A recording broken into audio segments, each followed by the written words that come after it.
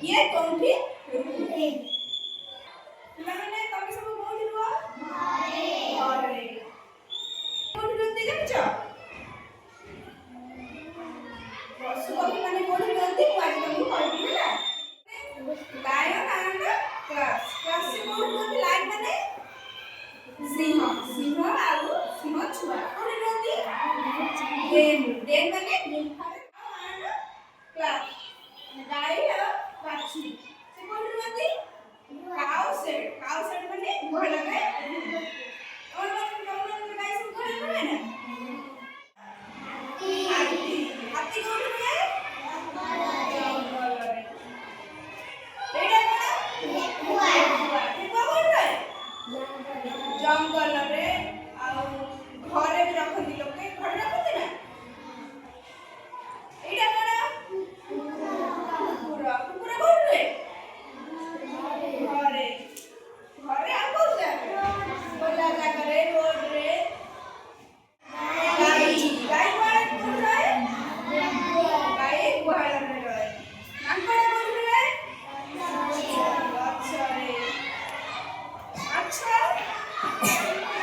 ମାଛ ପାଣିରେ ରହେ। ପିଲାମାନେ ଜାଣିବା ତାହେଲେ କିଏ କୋଉଠି ରୁହନ୍ତି? ଆଉ କିଛି ଜାଣିବା? ସାପ? ଗାତରେ। ଓଟ? ଆଉ ମେଣ୍ଢା?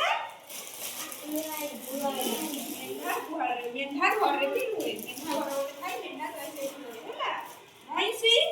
ଗୁହାଳରେ ଆଉ ପାଣି ପାଖରେ। ହରିଣ କୋଉଠି ରୁହେ? ଜଙ୍ଗଲରେ। ଶିଆଳ? ଜଙ୍ଗଲରେ ବା ଗୁମ୍ଫାରେ। ହାତୀ କୋଉଠି ରୁହେ? ଜଙ୍ଗଲରେ ବା ସଂରକ୍ଷିତ ଉଦ୍ୟାନରେ ରୁହେ ହେଲା। କୁମ୍ଭୀର? ପାଣିରେ, ନଦୀରେ, ଜଳାଶୟରେ କୁମ୍ଭୀର ରୁହେ ହେଲା। ମୂଷା? ଗାତରେ। ଆଉ ଘରେ। ଗେଣ୍ଡୁଆ? ପାଣିରେ। ପେଙ୍ଗୁଇନ୍? ହିମାଚଳ ଅଞ୍ଚଳରେ। ଡଲଫିନ୍ କୋଉଠି ରୁହେ? ସମୁଦ୍ରରେ ଆଉ ଅରଣ୍ୟରେ। ପୋକ?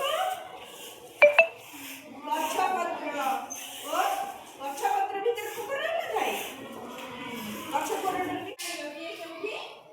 ତାହେଲେ ପିଲାମାନେ ତମେ କଣ ସବୁ ଶିଖିଲ? ପ୍ରତ୍ୟେକ ପ୍ରାଣୀର ନିଜ ନିଜ ବାସସ୍ଥାନ ଥାଏ। ତାଙ୍କର ସୁରକ୍ଷିତ